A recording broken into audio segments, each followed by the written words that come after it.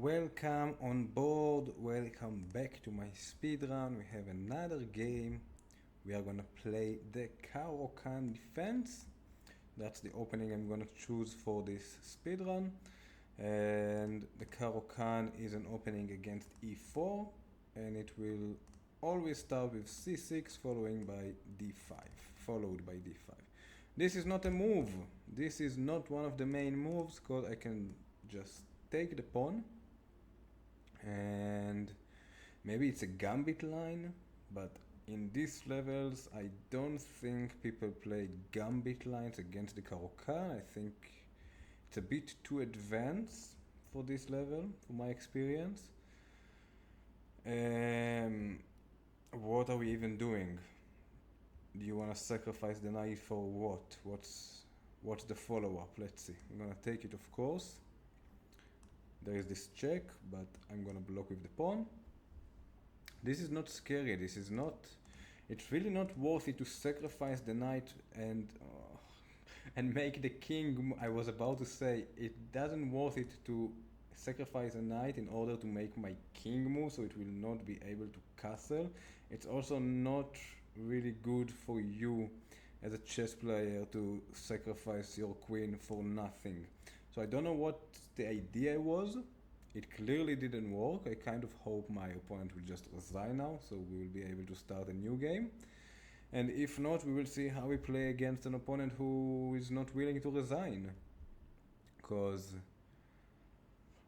I know I said you should never resign, and maybe I'm right. Maybe if you are playing as white here and you are 800, yeah, point resign. But maybe you should never resign, because if you are an 800 ELO player and you blundered your queen, why wouldn't it happen to your opponent as well, right? We are in the same level. Of course we are not.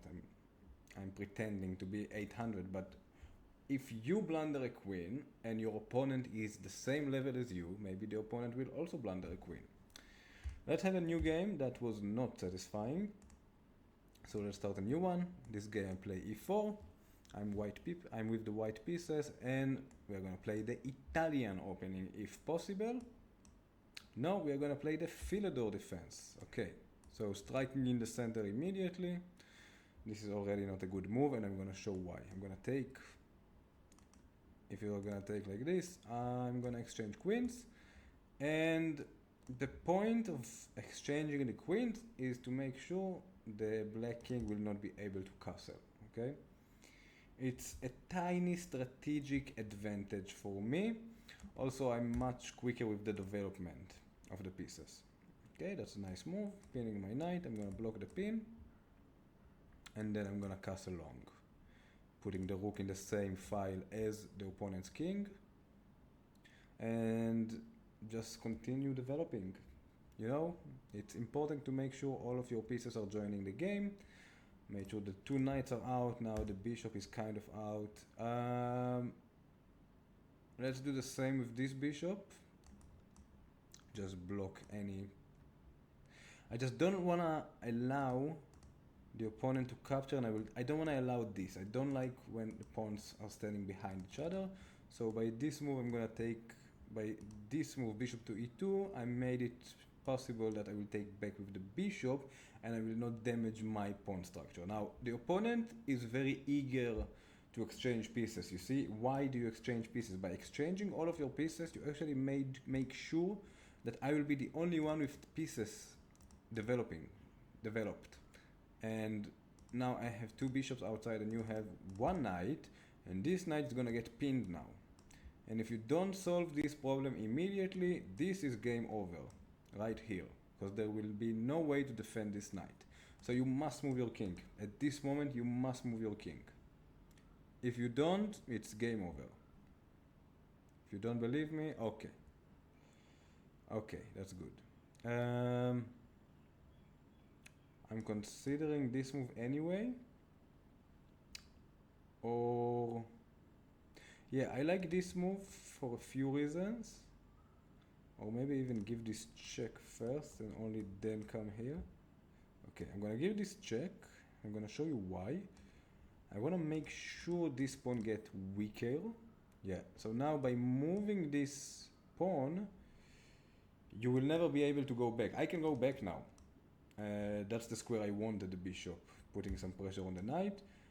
But once I move, you will not be able to go back, and this pawn will become a weakness in the long run. So let's go back to g4 with the bishop, threatening the knight. You'll probably come here.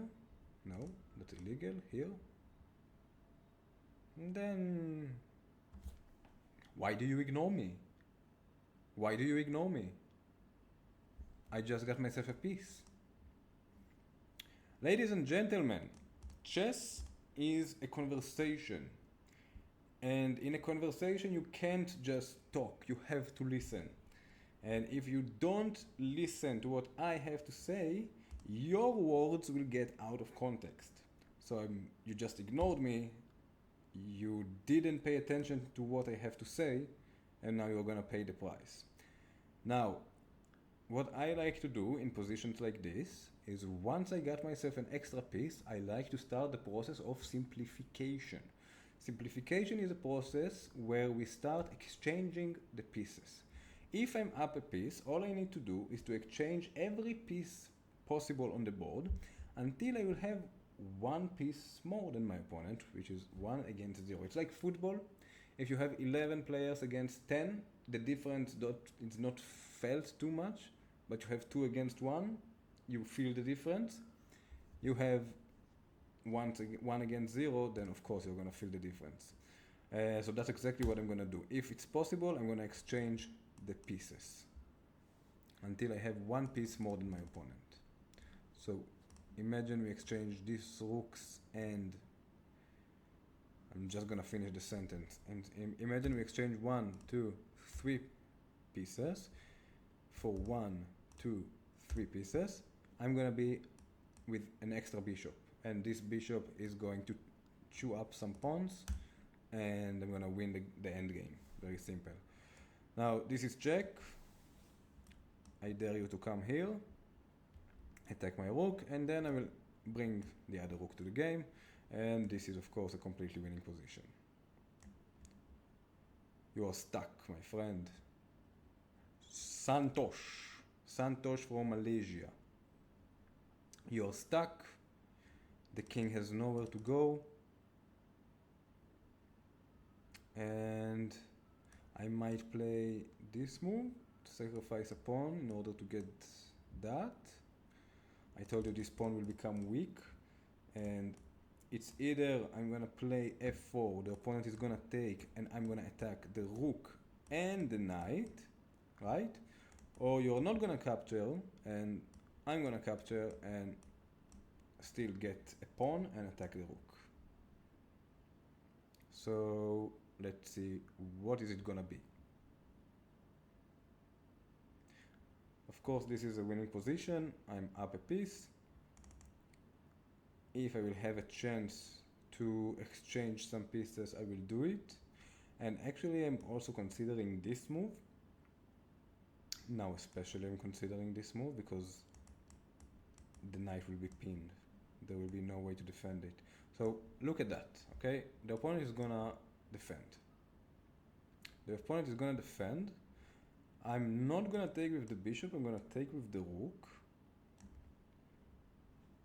This rook is gonna pin itself. Now the rook is not gonna move, and I'm not gonna take it, I'm gonna add pressure. I'm gonna win another piece now. Because if the rook cannot move, why would I take it? Why would I take a piece that can't move instead of just adding pressure to this piece, and instead of exchanging a rook for a bishop, I will take the rook for free. See what I mean? And yeah, this is now a completely winning position for me. Completely winning position. Okay. Is there a checkmate? I'm gonna take, and then the opponent come here. Okay, I don't know if it's checkmate just yet. Oh no, forgot about this option. Yeah. Okay. How do I finish the game? How do I finish the game?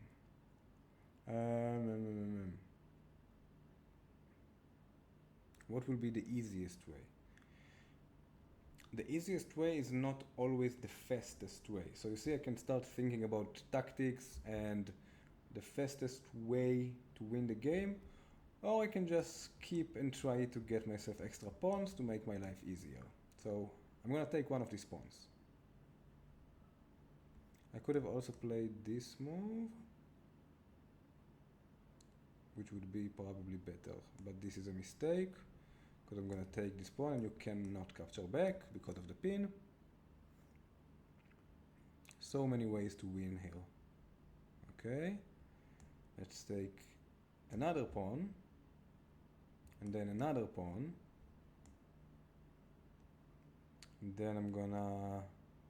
Okay, look at that. I'm going to take with check. The opponent is gonna quickly move, and then I'm gonna play really quick this move, and my opponent is gonna be so happy. They're gonna take my rook and enter this diagonal, and I'm gonna win the rook back. This is what's gonna happen. So I'm gonna play this, pre-move a4,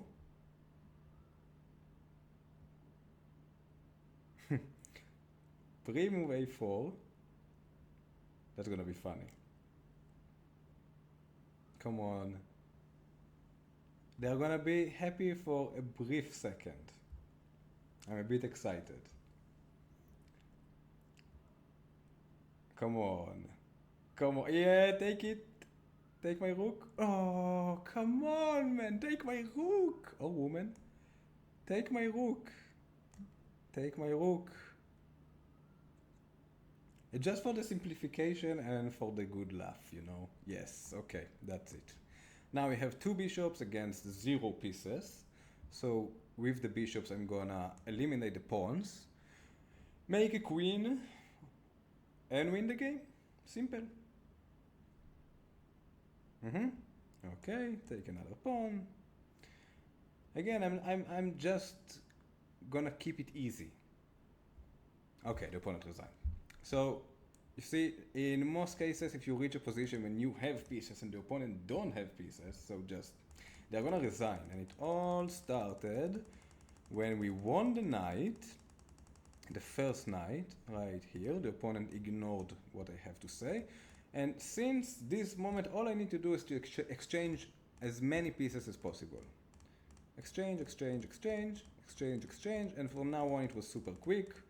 And we got ourselves this position and the opponent resigned.